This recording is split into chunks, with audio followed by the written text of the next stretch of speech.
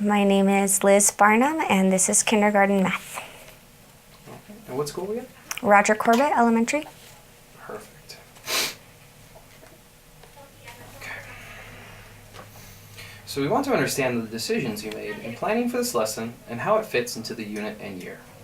So how does this lesson connect to and build on students' prior skills and knowledge? What was taught before this lesson and what will come after it?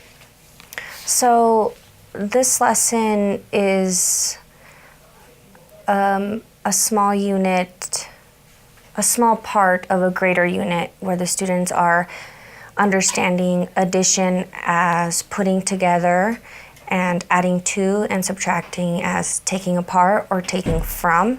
So the actual story problem was finding the difference between two quantities. This is the first time that I've asked them differently, though, besides just giving them, I have a set of 10, take away 5, how many are left? So the greater unit would be understanding addition and subtraction. Excellent. And talk about the standards or cluster targeted in this lesson. What did you do to make the lesson reflect the full intent of that standard or cluster? Well, the first thing that the students did was they did their number of the day. So with the number of the day, they're really working on their counting and cardinality skills. So this is something that they do every single day. And the number changes between 0 to 10, but the practice is still the same, so that they really become fluent in understanding that whole number. They also, in this particular lesson, since our focus is comparing the numbers, I asked them to identify a number that was greater than or less than to the number 7, which was the number of the day. And they also used adding and subtracting with the story problem about the children and the jump ropes, and then the boys versus the girls. Excellent. So which of the core action indicators do you think this lesson best exemplifies, and how did you plan for this?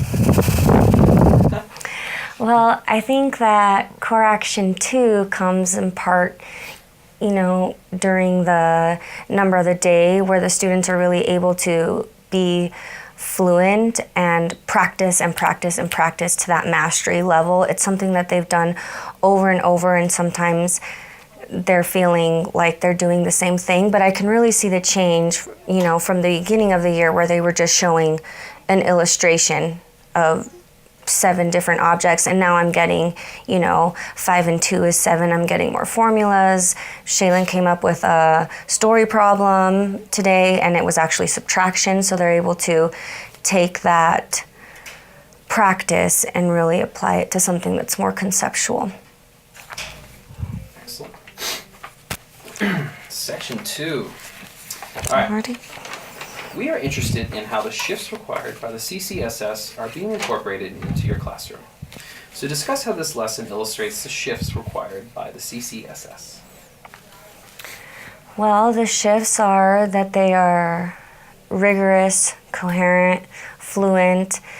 I think that the biggest shift that I've seen within my teaching in the classroom is really the amount of time that's spent in the math lesson. Our math block is now 90 minutes versus, just a smaller portion, 20 minutes.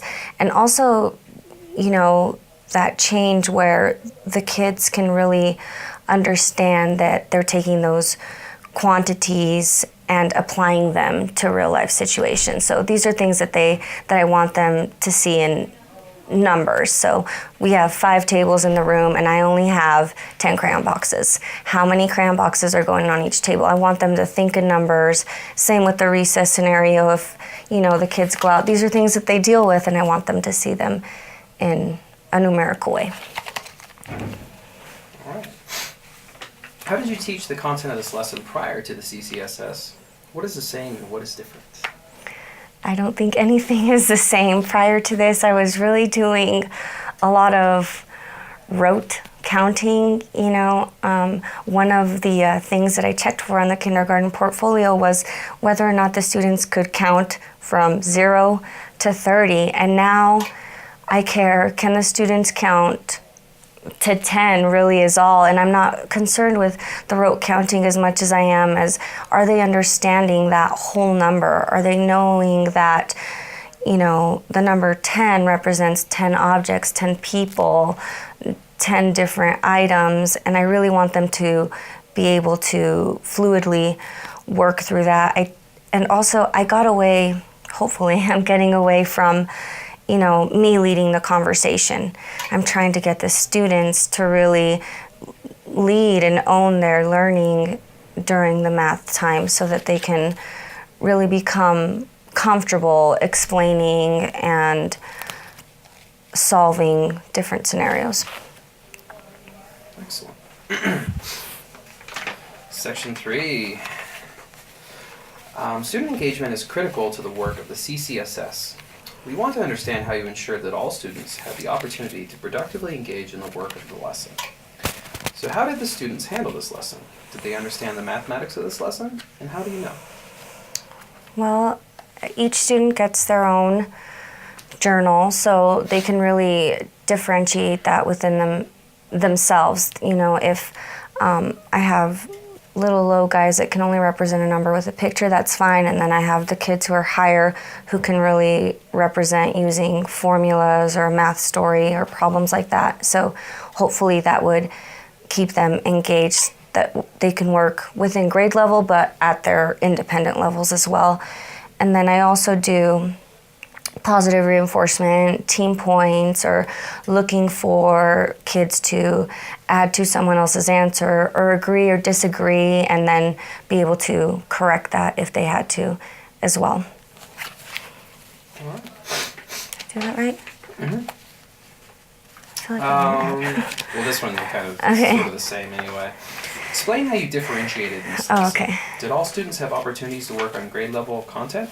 If all students did not have this opportunity, please explain why. Well, all of the kids are on the same playing field, so they all had the same number. Really, we want the kids to, in kindergarten, add and subtract fluently within 5. So the number was 7. I think that the objects that they were finding the difference between was within 3, so that's still within grade level. If the students needed more support, they were able to use their table partners. They have number lines that they can use or reference. The students are also able, like I said before, to differentiate on their own, and they will do that now independently, even without me pushing them. They're trying to come up with different strategies and solutions to the initially posed question. Which behaviors from core action 3 did students best exemplify in this lesson? And what actions have you taken as a teacher to make that happen? Okay, well, with core action 3, I think really when we got to comparing, even in the very beginning, how many more, was it boys that I had than girls, the students were, having difficulty coming up with the difference between 3 and 2 was 1, but they continued to persevere, and I wasn't accepting 3, which is what they kept telling me. They were just adding all together the amount of boys that they had. And I think that core action 3 is really to have them feel uncomfortable and then continue to scaffold that and build the language and really let them use manipulatives or do it on their journal. And then I brought up the kids to model so that they could really see. And then I had to take it even further, just kind of on the spot, and say, for example, if we were doing reading buddies, how many friends are not going to have a reading buddy? And I think really doing that real life scenario clarified a little bit for them. But excellent. Would you like to comment on any of the submitted student work? Was there something that delighted or surprised you with this work?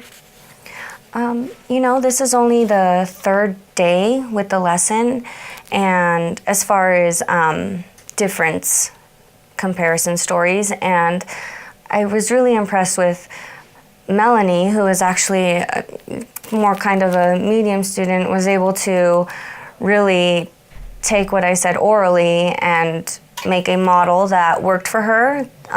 It was accurate, and then we were able to kind of scaffold up and come up with the formula whole group based on her work that she did. Excellent. All right, last two questions. Reflecting on this lesson, what worked particularly well and what might you do differently? I think what worked well was the routine of it. You know, the students know that the number of the day goes on top. I also think that they did a nice job kind of grasping the idea, but I would like to see them kind of see the whole picture as far as that, one little girl said 4 minus 3. What she was thinking, I'm assuming, is 4 plus 3 was going to give her 7, but really still kind of trying to build and let them know that the two things are interchangeable, and that's the reason why we really need to talk about numbers.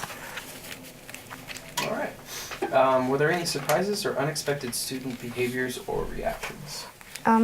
I think that the students were a little bit quiet, a little more shy than normal. They're normally, they're used to making a mistake and being able to correct it. And so I saw a little bit of hesitance there, but overall I thought they did okay. I thought they did all right. Excellent. Another great interview. Thanks. Thank you.